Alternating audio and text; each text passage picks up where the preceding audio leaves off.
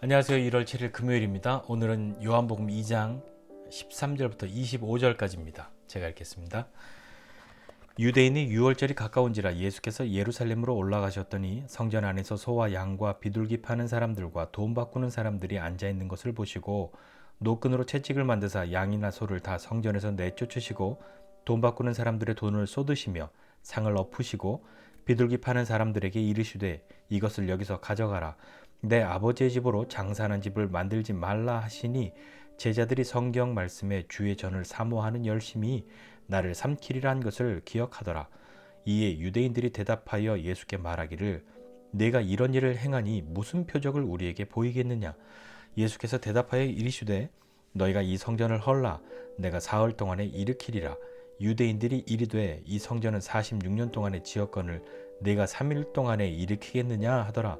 그러나 예수는 성전된 자기 육체를 가리켜 말씀하신 것이라.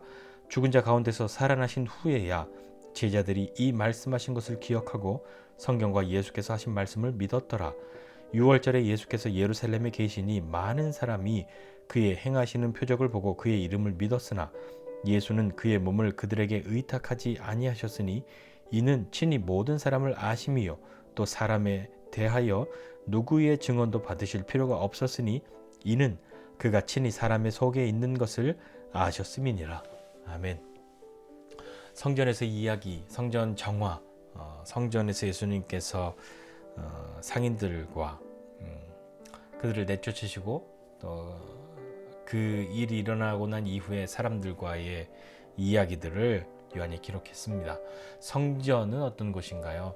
성전은 우리가 하나님이 계신 곳, 그리고 그 하나님을 예배하고 섬기고 그 하나님께 제사를 드리고 하나님과 다시 화목하게 되고 범죄하였던 내가 허물 많았던 내가 하나님 앞에 다시 죄의 용서를 구하고 그것을 얻고 다시 하나님의 백성임을 확인하고 그렇게 돌아갔던 곳, 그곳이 성전이지 않습니까? 그런데 오늘 본문에 있는 성전은 어떻습니까? 소와 양과 비둘기 파는 사람들, 돈 바꾸는 사람들이 오히려 가득했단 말입니다. 그러니까 이것이 원래 없어서는 안 되는 것은 아니고 모세율법에도 먼 곳에 사는 사람들은 성전이 있는 곳에 가서 제물을 사서 하나님께 제사해라 그렇게 되어 있습니다. 왜냐하면 너무 먼 곳에서부터 제물을 끌고 오면 얼마나 힘들겠어요. 그러니까 가서 서둘러 가서 성전이 있는 곳에서 제물을 사서 드려도 그것이 잘못된 것은 아닙니다. 그러니까 이런 사람들이 있다는 것 자체가 나쁜 것은 아닌 거죠. 처음에 그들이 존재했던 이유는 이렇게 재물을 팔고 환전하는 사람들이 있었던 이유는 그들이 다른 사람들이 하나님을 예배하고 섬기고 성전에서의 어떤 의무들, 일들을 잘 수행하는 것을 돕기 위해서였습니다. 그런데 시간이 지나면서 사람이 하는 일이 필연적으로 변질이 되기가 쉬웠겠죠. 어떤 것이 변질되었냐면 소와 양과 비둘기 재물을 팔면서 돈이 오고 가잖아요.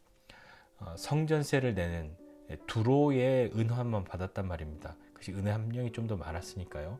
여하튼 그것만 받는데 그걸 다 통용하는 화폐가 아니니까 와서 돈을 내고 수수료를 더 주고 그 돈으로 환전을 해서 성전세를 내야 했단 말이죠. 그러니까 수수료를 주고받고 하는 가운데 뭔가 이렇게 규모가 생겨날 거 아닙니까? 물건을 팔고 하면서도 이익이 남아야 하니까요. 규모가 생겨나는 거죠. 그러니까 어느 순간인가는 이거 장사가 되겠구나 하는 사람들도 생겨났겠죠. 순수한 마음으로 사람들을 도와야지 하는 마음이 아닌 마음들이 점점 더 생겨났을 겁니다. 원래의 뜻과 의도와는 다르게 좀 변질된 거죠. 원래는 하나님을 위해서, 하나님을 섬기기 위해서였는데 이제는 이득을 얻기 위해서 돈이 그 하나님의 자리를 대신하게 되는 그런 안타까운 모습이 이때에도 있었던 것 같습니다. 예수님은 그들을 향해서 열심을 내셨습니다. 어떤 열심을 내셨냐면 내 아버지의 집으로 장사하는 집을 만들지 말라 하시고 내쫓으셨죠. 제자들이 그것을 보고 주의 전을 사모하는 열심이 나를 삼키리라 하는 말씀을 기억해냈다, 이렇게 이야기하고 있습니다. 시편에 있는 말씀을 기억해낸 거죠. 예수님의 열심은 제자들로 하여금 성경 말씀을 기억하게 했습니다. 예수님의 열심의 결과는 제자들이 하나님의 말씀을 기억하는 것이었죠. 우리 하나 생각해 봅시다. 성전과 이 열심을 놓고 보면 우리도 하나님의 성전이라고 하는 것을 기억하지 않습니까? 너희가 하나님의 성전된 것을 알지 못하느냐 하였던 그 말씀을 기억하면서 우리도 주의 영이 계시는 하나님의 성전으로 그렇게 우리 스스로를 생각하고 지키고 그렇게 가고 있는데, 성전된 나는 어떻습니까? 여전히 하나님을 섬기는 일에 변함이 없고 다름이 없습니까? 아니면 이 이야기에 나오는 사람들처럼 성전에서 무엇인가 더 편리하고 이득을 얻고 하는 그 일에 마음을 더 두는 그런 일이 있지는 않습니까? 한번 생각해 보면 코로나 이후에 우리에게 온 큰 변화 중에 하나는 예배당에 가지 않고 예배 드리는 것이 이제 많이 이해가 되고 더 나아가서 보편화된 이 시간들을 지내면서 안타깝게도 이것이 주의를 성수하는 좋은 대체 요소로 그렇게 여기는 사람들이 생겨났습니다. 굳이 애써서 교회 가지 않아도 되고 그냥 이렇게 컴퓨터 켜고 1시간 앉아 있는 것으로 본인의 신앙의 의무를 다했다라고, 물론 모두가 그런 것은 아니겠지만요, 이거 참 세상 없이 좋네 하는 그런 마음이 생겨났다면 우리 한번 좀 다시 스스로를 살펴보아야 하지 않을까요? 모일 수 없었기 때문에 선택했던 것이지 이것으로 우리가 앞으로는 모이지 말고 이렇게 합시다 하는 것은 아니었잖아요. 자, 우리는 무엇으로 우리를 채우고 있습니까? 편리함이, 그리고 또 다른 어떤 이익이 하나님과 다른 것을 대신하고 있으려고 하는 그런 모습은 없습니까? 그런 마음은 없습니까? 나의 열심은 어떻습니까? 어떤 때에 열심을 냅니까? 내가 주님을 위해서 열심을 냈다면 그 결과는 어떻습니까? 내가 한 일이 인정받고 칭찬받고 많은 사람들에게 유익을 주는 것, 그것으로 내 열심이 증명된다고 생각하십니까? 물론 그것도 맞습니다만 오늘 예수님의 열심의 결과를 보면서 우리의 열심의 결과에 이것이 있나 한번 좀 생각해 보고 싶습니다. 제자들이 성경 말씀을 기억해냈다. 내 열심으로 사람들이, 내가 혹은 다른 사람들이 하나님의 말씀을 기억할 수 있는 그런 사람이 되면 참 좋겠습니다. 자, 그 다음에 나오는 사람들이 또 있습니다. 표적을 구하는 사람들이 있어요. 유대인들이 예수님께, 야, 네가 이렇게 성전에서 이렇게 사람들 내쫓고 하는데 무슨 표적을 우리에게 보여줄 거야? 왜 그러는 거야? 뭘로 증명할 거야? 이 이야기를 한 거죠. 그러니까 오늘 본문 읽은 것처럼 예수님이 이 성전을 헐라 내가 사흘 만에 다시 일으키리라 이렇게 이야기하니까 46년 동안 지은 성전을 3일 만에 세우겠다고? 이 미친 거 아니야? 제정신이 아니구만. 사람들이 그렇게 생각했겠죠. 그렇지만 예수님은 성전된 자신의 몸을 말씀하신 거잖아요. 십자가에서 죽으시고 사흘 만에 부활하셔야 할 것을 말씀하신 것인데요. 이것도 사람들이 이 이야기를 들을 때 잘 몰랐습니다. 심지어 제자들도 잘 몰랐던 것 같습니다. 말씀해 보니까 이렇게 있죠. 22절 이하에 보니까 죽은 자 가운데서 살아나신 후에야 제자들이 이 말씀하신 것을 기억하고 성경과 예수께서 하신 말씀을 믿었더라. 예수님이 하신 그 일로 사람들이 기억을 해냈습니다. 예수님 말씀을 기억했어요. 그 말씀에 그 예수님 말씀을 기억한 그 결과는 뭐였냐면 성경과 예수님 말씀을 믿었다입니다. 예수님의 열심은 그들에게 성경을 기억하게 했고 또 예수님의 말씀과 하신 그 일들은 예수님의 그 말씀을 다시 제자들이 기억했고 그것으로 성경과 예수님의 말씀을 믿게 된 그 예수님의 일들을 오늘 우리가 읽었습니다. 예수님께서 행하시는 표적을 보고 사람들이 그의 이름을 믿었지만 예수님은 그의 몸을 그들에게 의탁하지 않으셨다. 이렇게 말씀하셨어요. 쉽게 말하면 사람들이 막 몰려들고 떠받들고 막 예수 예수 이렇게 막 외치고 쫓아다녀도 그들에게 그러니까 쉽게 말하면 인기에 편승하거나 그들의 그 열광하는 것에 자신을 따르는 사람들에게 무엇인가 그것을 기대해서 다른 일들을 하지 않으셨다입니다. 왜냐하면 그들의 마음을 예수님은 다 아셨기 때문이죠. 이렇게 예수님을 따라다녔던 사람들, 예수님이 예루살렘에 입성하실 때에 호산나 호산나 소리쳤던 사람들이 예수를 십자가에 못 박으라고 소리친 사람들이었습니다.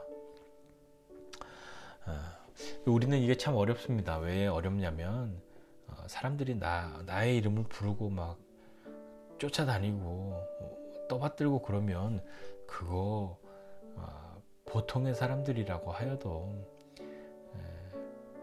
그냥 이렇게 버리기가 쉽지 않죠. 참 어려운 일입니다. 뭐 내가 그런 사람이 되겠어? 라고 나한테 그런 일이 있겠어? 라고 생각하실지 모르겠지만 여러분 인기 많은 사람이 되고 싶습니까? 인기 없는 사람이 되고 싶습니까?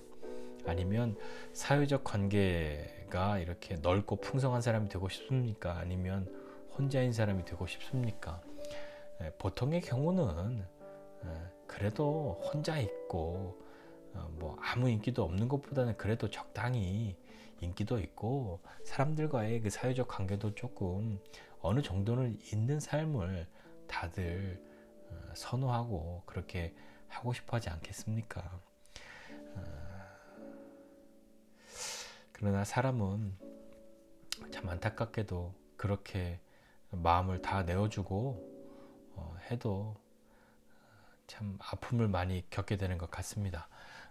우리도 살면서 그렇게 사람을 의지하고 사람에게 마음을 준 것 때문에 어려움을 겪고 아픔을 겪는 일이 많지 않았습니까?